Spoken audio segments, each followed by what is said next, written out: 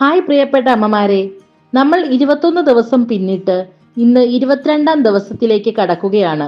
ഇന്ന് നമ്മൾ നന്ദി പറയാൻ പോകുന്നത് നമ്മുടെ ജീവിതത്തിലെ പ്രതിസന്ധികളോടാണ്. കേൾക്കുമ്പോൾ അല്പം അത്ഭുതം തോന്നാം അല്ലേ? നമുക്ക് വിഷമം തന്ന കാര്യങ്ങൾക്ക് എങ്ങനെ നന്ദി പറയും എന്ന്.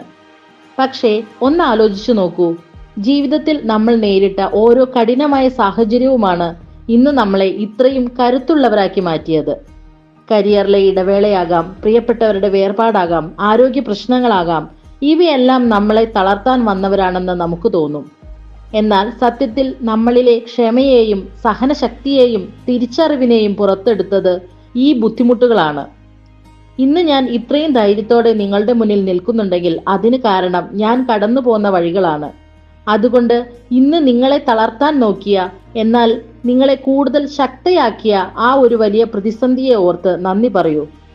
ആ ബുദ്ധിമുട്ടുകളാണ് എന്നെ ഇന്നത്തെ ഈ കരുത്തുള്ള സ്ത്രീയാക്കി മാറ്റിയത് എന്ന് അഭിമാനത്തോടെ പറയൂ. നിങ്ങളുടെ ജീവിതത്തിൽ നിങ്ങളെ ഏറ്റവും കൂടുതൽ മാറ്റിയ ആ വെല്ലുവിളി എന്തായിരുന്നു? താഴെ കമന്റ് ചെയ്യൂ.